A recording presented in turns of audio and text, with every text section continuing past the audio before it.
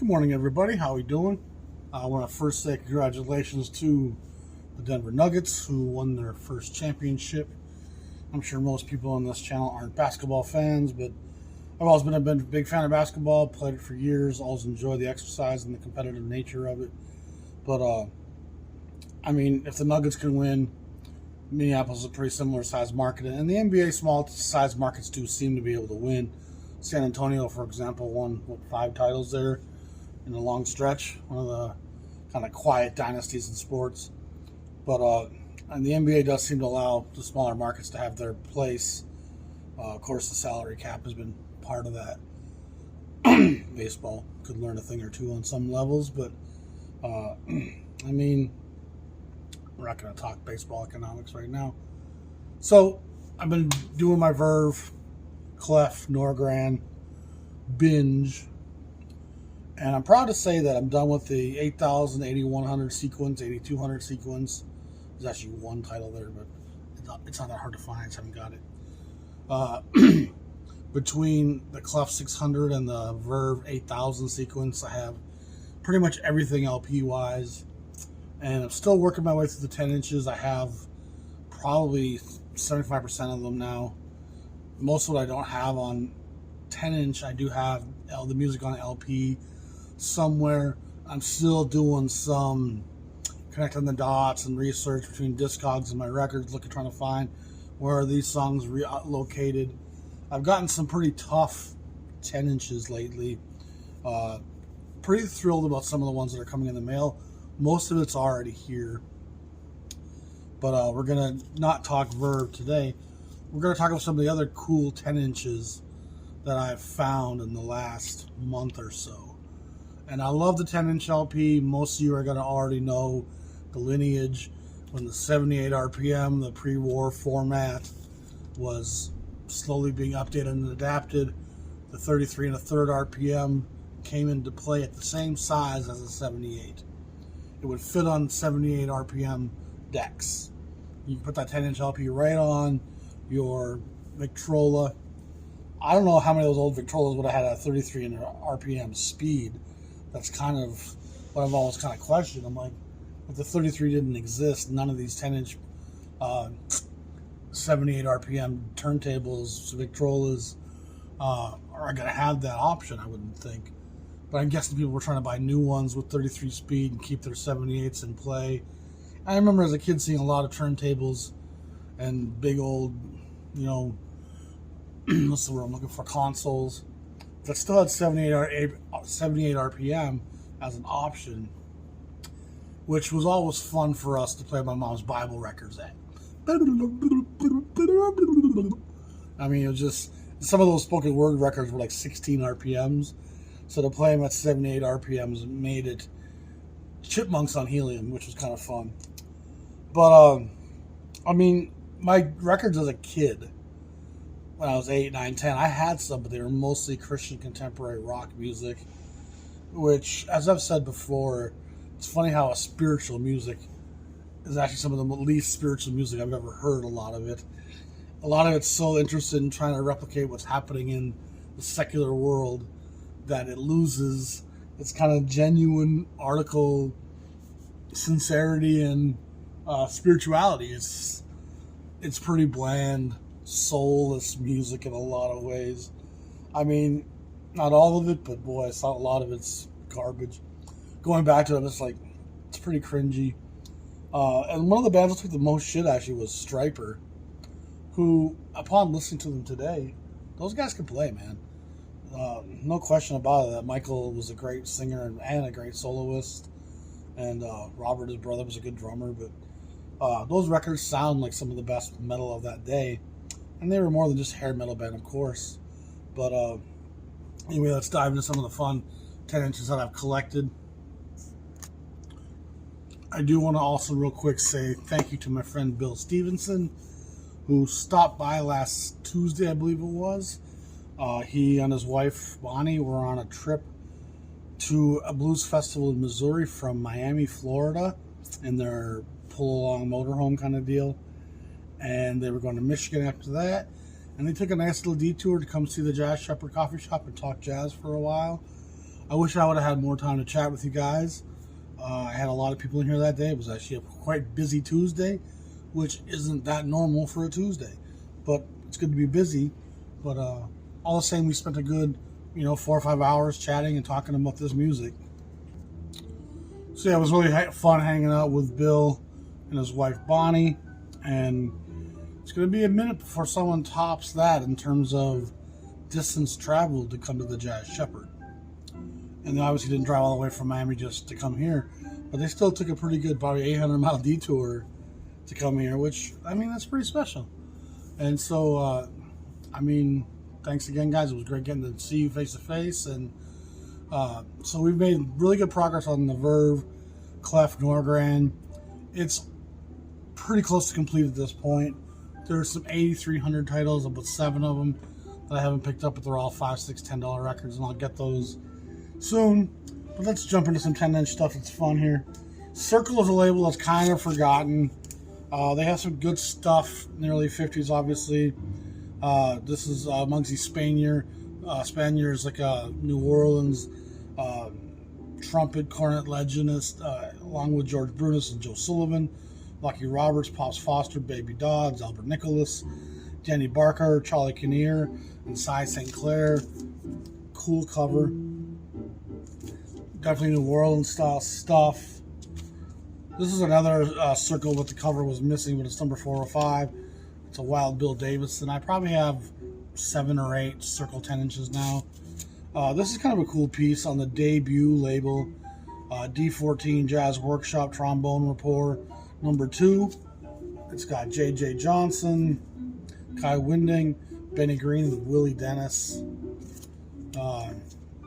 These debut 10 inches are pretty rare pieces, pretty much across the board. It's funny how the different ways 10 inches come to you.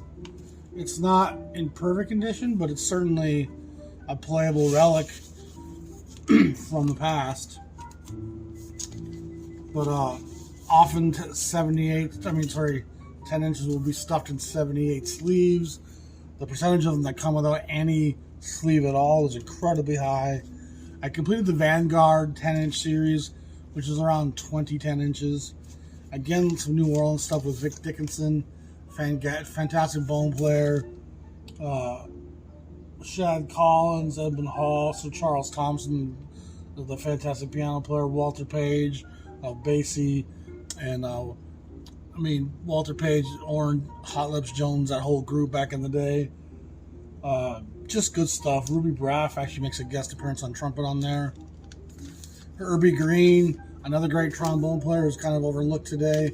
Playing here with Ruby Braff, Sir Charles Thompson, Aaron Bell, Bobby Donaldson, Med Flory, Frank West, and Freddie Green. So you got some Basie alumni in there. Then the Commodore label, which is a great label from the 40s. I've been kind of collecting some of that stuff, and there's a lot of it. It was mostly recorded on 78s, the Commodore stuff, but they did a lot of 10 inches. And this is 2004, Edmund Hall with Teddy Wilson Quartet. Cool cover. It just evokes that 50s nostalgic feel for me. Horn of Plenty by Bobby Hackett. And Bill Stevenson actually was saying, who's quite a historian in his own right, that Bobby Hackett was one of the greatest trumpet players ever. And he said that he was as good a player and as good a technician. He actually claimed he was better technician than Clifford Brown. I've heard some Bobby Hackett of stuff on Capitol, which is a little bit more watered down for commercial appeal. Hackett played with Jackie Gleason, which kind of gave him some of his legend and fame. Hackett was a very popular player in the 50s and 60s in the white jazz community. Obviously, we've kind of forgotten about guys like Bobby Hackett today with his little pencil-thin mustache. The guy could play, and I'm looking forward to hearing these Commodore sides when I get time. New Orleans style Sidney Bechet with Wild Bill Davison and Bob Wilbur and his Wildcats. Again, I like the cover designs of a lot of these records.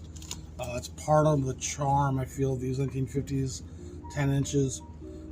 This is Kansas City style, famous recorded by the Kansas City Six, featuring Lester Young on Commodore.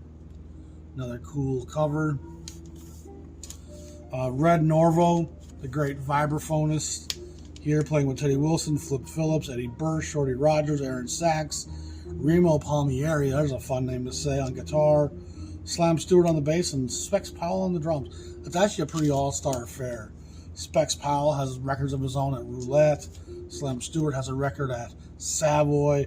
He was known for kind of humming along and making chords with his bass playing. Aaron Sachs, the clarinetist, has some great stuff at Bethlehem. Shorty Rogers was a legend of his own right, playing with Kenton and Herman.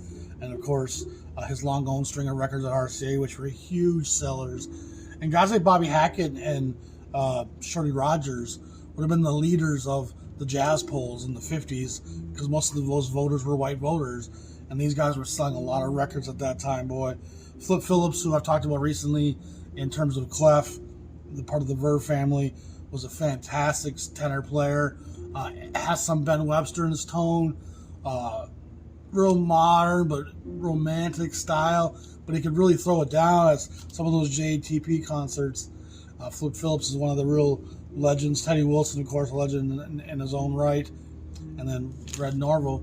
So, I mean, it's a pretty all-star cast in a lot of ways. Probably my favorite cover here is this Eddie Haywood Commodore at the piano, is it called? Looks like. It's also got Riff Room, Jump Club. I mean, what a cool cover, though. Just a great cover. So that's some of the Commodore stuff I've got. Probably have 12 to 14 Commodore 10 inches now. Working my way through that history. The next thing we're going to look at is some stuff from Deca, Lionel Hampton, Moonglow. It's amazing how some of these guys from this era, how incomplete their Wikipedia pages are. Like Lionel Hampton, when you do a printout for his discography, so many of his Verve titles even aren't there. And it gets very convoluted because even some of his Deca stuff, first it was 78s, then it was 10 inches, then it was LP. And some of the people who do these Wikipedia contributors are putting in the CD versions or later box set versions or double LP versions. And so it's always hard to kind of suss out where's, I mean, it's a lot of work sometimes trying to get to know all the lineages and when this happened and when that happened. Here's some Louis Armstrong on Deca. And I have a lot of Deca 12-inch Armstrong as well. So there's probably some crossover here, but I haven't had the time to figure all that out yet. But great covers. Gems of Jazz on Deca. This has a lot of different players on it. But I got a pretty cool cover compilation. Some Fats Waller on Deca. You gotta love old Fats. This is on Brunswick now, which was Benny Goodman and his boys with Glenn Miller, Wingy Manone, Joe Sullivan, Jimmy McPartland, Bud Freeman. Some great players, Chicago Jazz Classics. And then Woody Herman on MGM. This is Volume 2. Volume 1 looks almost identical. I also find that kind of annoying. A cool Emerson 10-inch I got is this Willie Smith. It's number 26,000, which makes it the first 10-inch that Emerson Mercury issued. And Willie's one of those great tenor players, again, that's really forgotten about. Actually, he might have been an alto player. He's an alto player. But Les Paul shows up on this. Murray McEachern, Dave Coleman, Nick Fatul, Billy May, Arnie Ross. There's some great players on that. Willie, I mean, he shows up some of those JTB concerts as well and tears the roof off the place. A couple of early 25,000 sequence Mercury records. So Emerson was 26, Mercury was 25. And they're compilations, I believe, with Teagard, Morton Harris, Dickinson. Here we got Emmett Berry, Joe Thomas, Jonah Jones, Charlie Shavers, and Ray Aldridge. But cool compilations, cool covers. And if you can find some of this stuff for a couple bucks, you just grab it because it's interesting. I got some cool Columbia stuff here. A lot of it's kind of really historic. Infill. This is Michel Legrand with the 2500 Dance Party series. Different series. A lot of that stuff's fun. Light swinging stuff. Teddy Wilson and Billie Holiday. classic. That stuff's been issued in several different formats. Billie Holiday Favorites, 61, 63. And again, a lot of this Columbia Billie Holiday stuff's going to be on LP, of course. But we're just going to flip through these. Woody Herman. I mean, this is the kind of covers that 10 Inches had initially. And when Bethlehem starts doing those full color Storyville photographs and the Burt Goldblatt stuff and then David Stone Martin stuff, I'm going to do a fun episode on David Stone Martin's work. It's interesting the different phases he goes through and styles that he embraces. I'm a big fan of David Stone Martin, of course. And I'm not sure if any David Stone Martin artwork makes it through to the Verve series. I feel like Norman Granz felt like he wanted to go with a bit more modern stylings on the Verve reissues. And I'm trying to strain my brain and think of a Verve sequence number that was Cleffer Norgran music, but they didn't keep the David Stone Martin Cleffer Norgran cover. It's like almost always they seem to update that stuff. And it's funny because like the DSM stuff, maybe that's partly why it's become so legendary, because the Cleffer Norgran stuff's the only way you can get some of those covers. Certainly a lot of them weren't reissued. I'm going to have to go through again and look, but I can't think right now of an 8,000 sequence or 8100 sequence that has a DSM cover on it. There's probably a couple, but you know, the Parker stuff gets new covers. I mean, I'll have to take a closer look at that. But last I'm going to show you some Riverside and Blue Note stuff. Again, kind of New Orleans era, you know, Armstrong, but it's always worth having Armstrong. Mr. Fats Waller, more Armstrong, and these are those great old baby blue Riverside labels that a lot of the OJC Riversides got. King Oliver, one of Armstrong's partners in crime from New Orleans. James P. Johnson, the legendary Harlem Stride piano player. I mean, you gotta love JPJ. And this is a Savoy Mary McPartland with a really cool cover. I love that cover. It's just fantastic. You got the kind of line drawing up here. I wonder if that's a Burt Goldblatt. I don't know. I don't think it is. But he did do some Savoy covers. And last I'm going to show you some fun Blue Note stuff. And again, it's mostly 7,000 sequence, which is going to be, again, the more Dixieland throwback New Orleans tradition. Echoes of New Orleans, the great George Lewis. A legend in his own right. Number 7005, Art Hodes, who was a great Chicago. Sidney Bechet, Wild Bill Davison, Pops Foster. Great cover. Tough one to kind of come by. 7005. 7007, Jamming in Jazz. The Wilbur de Paris and not Jim Hall.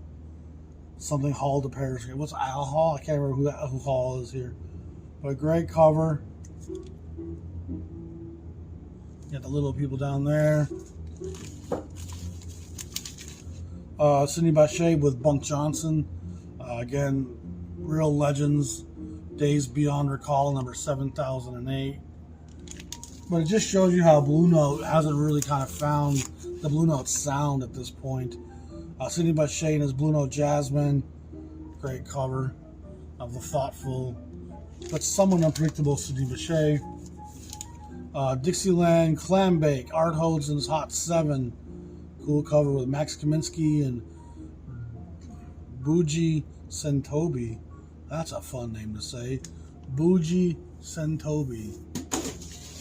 Fantastic. Cool covers. Quite different from what the 12-inch LP stuff looks like. Here's Bechet and Wild Bill Davison again. Number 7014. I have quite a good chunk of the 7000 series. And this was a 5,000 sequence. Horace Silver Trio, New Faces, New Sounds. And that one probably was the most expensive of all these 10 inches. Great stuff by one of the guys who kind of actually starts to articulate what the sound of Blue Note is going to be. He and Art Blakey in those early jazz messenger groups, and then that offspring of Donald Byrd and Hank Mobley and it just really starts to define what the sound of Blue Note is going to be going forward into the LP era. And if you recall, the LP era, Blue Note almost sold to Atlantic right at that transition. They weren't sure they wanted to take on the cost of having to buy all new inventory for the 12-inch LP era, and they almost sold to Atlantic, and we may never have had that Blue Note canon that's so important to the jazz story, and what a loss that would have been. But anyway, that's some 10-inch stuff, just some fun stuff, the history, some of the brush strokes that we don't talk about enough for some of these great players. And the music does come up from New Orleans with Bachet and with Armstrong and with all those legends that we just talked about. And it's funny how you see labels like Riverside and Blue Note really kind of embracing that sound. There was a revival happening. Those records were actually selling. The people who grew up with that stuff when they were teens are probably now in their 30s. And there's always a resurgence as people reach adulthood and they want to kind of reconnect with their youth. They buy some of that stuff from their childhood. And there was also a lot of revival New Orleans sound Dixie bands that were new bands that were just going back to that old sound. So that sound really got popular again, and it's probably far more popular than the hard bop era that ensued at Blue Note and Riverside and some of those places. I mean, some of those records sold pretty good, but I mean, a lot of this New Orleans 10-inch stuff, it's out there. I mean, you find copies of it, and a lot of it hasn't been reissued because there's just so much of it still available. But it's important history, and it's important stuff for me to add to the archive here. You know, so when I find it for a decent price, I fill it in. I might have already shown you this, but this is a little Columbia 10-inch. But this is a cool cover, and it was the cover that made me buy that. I haven't put it on yet. A lot of this I haven't had a chance to listen to yet. I've been really busy. We have a town festival in town called Cheese Days. It starts on Friday. It's going to be kind of nuts around here for the next few days, I think. But that's all right. We got to make some money. Appreciate you all. Again, Bill, it was great to meet you. I got the book that we talked about, and I'm going to enjoy reading that, and I want to share about that on this channel coming forward. And I'm going to show you some fun DSM stuff coming up. I'm also going to show you some of the bodies of work by some of these great Verve Clef artists. I was trying to figure out the best way to present it, and maybe just going artist by artist to show you each episode. Here's what Roy Eldridge was about. Here's what Coleman Hawkins did. Here's what Stan Getz did at Verve. It's massive discographies. We'll talk to you all soon. Peace.